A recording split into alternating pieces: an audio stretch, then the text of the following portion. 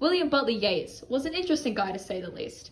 He was weird and created complex series about people and history and life altogether. Some would say he was silly, like Weiss and Hugh Auden, a fellow poet, did after Yeats had passed away in 1939.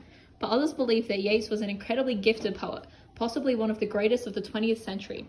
He thrived during the Irish literary renaissance and was the man that birthed the Irish literary revival.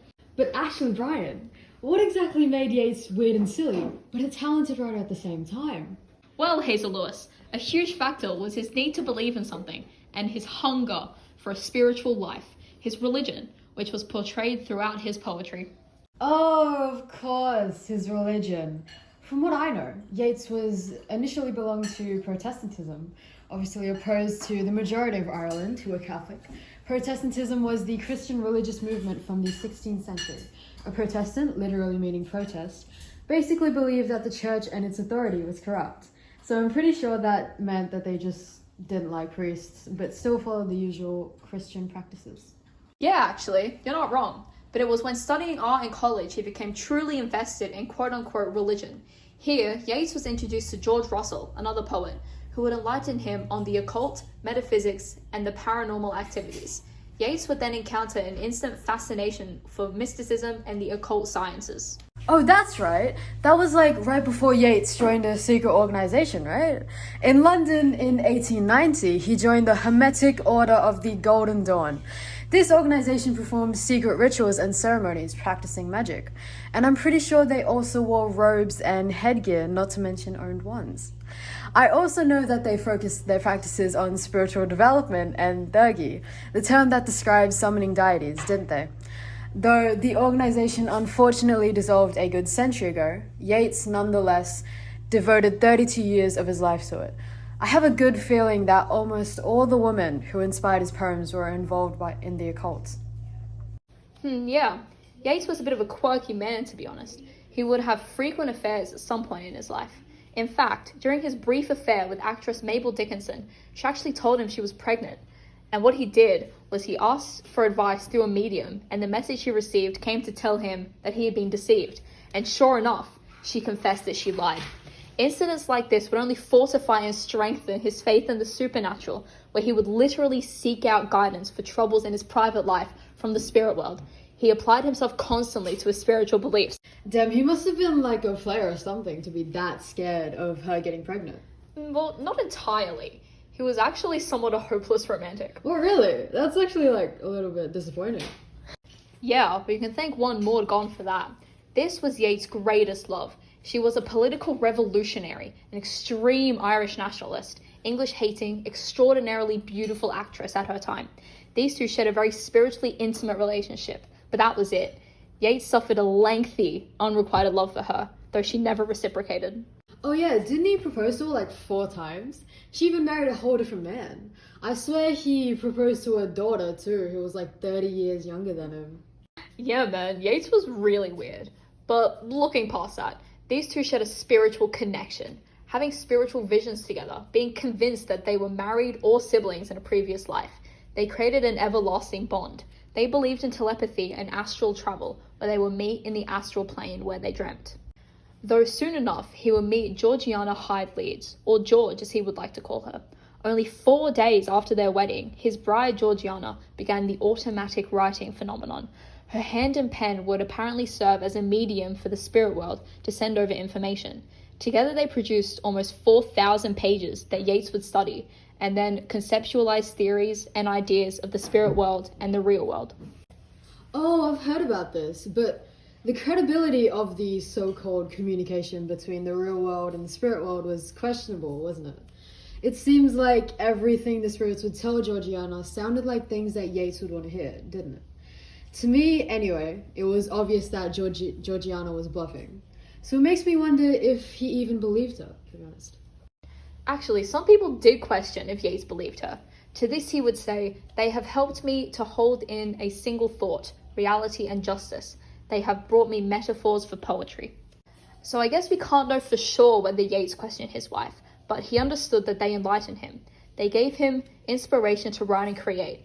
That through these findings, he was able to create his own findings and share them to the rest of the world, and that's clearly what mattered to him most.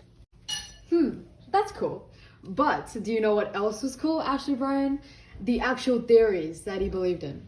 Just off the top of my head, I can remember that he believed in life after death, where there existed multiple lives of the soul, that we could exist even after our physical body dies. He believed in what he called animal mundi, or the spiritus mundi. This would supposedly refer back to his belief that every human mind is linked in a single intelligence. He even believed in what he called dreaming back, that we would live our life back in reverse after we die and eventually reach a stage of ultimate purity and innocence. Isn't that really cool? I guess so, yeah. Actually, about that, people would ask him if he believed any of it.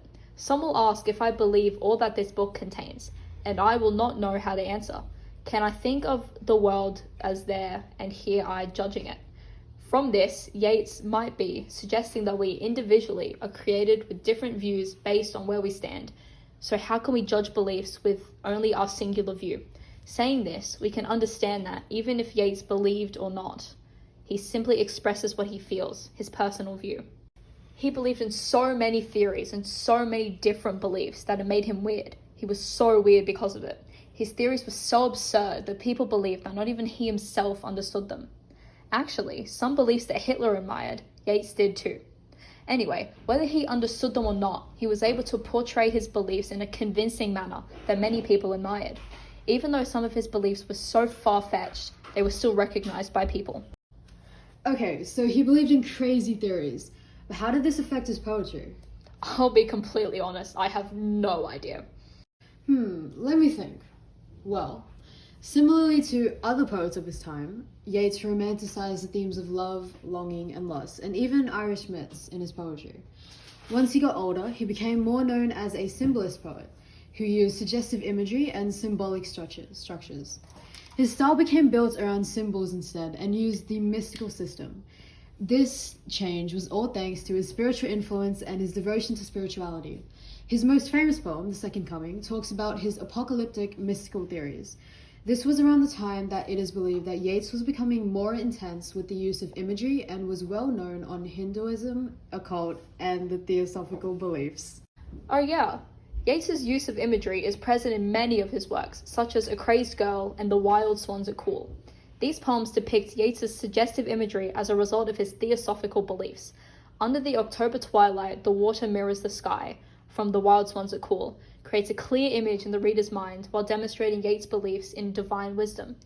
Her soul in division of itself climbing, she knew not where, from A Crazed Girl, continues to demonstrate Yeats' imagery and belief in spiritual presence. A consistent theme in Yeats' works is the idea of death and what happens after you die. He believed in dreaming back and a life after death. This influences his writing, as shown in Her Anxiety and Death. All true love must die. Love is nearer death.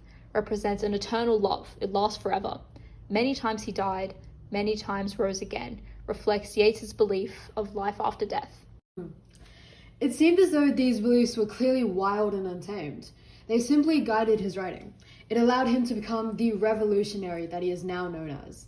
These beliefs influenced others and led them to find him remarkable and admirable. His writing expressed what he saw, and what he saw was a spiritually embedded world.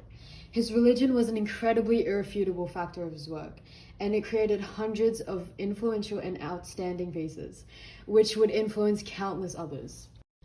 But of course, Yeats was seen as an eccentric theorist, or silly as some may say, but was an undoubtedly talented writer who wrote countless famous poems, asserting his silliness and twisted theories, and was admired for it. His religion shaped his works, and his beliefs guided his poetic style. His absurd amount of ideas and fantasies would later influence hundreds and thousands of other poets.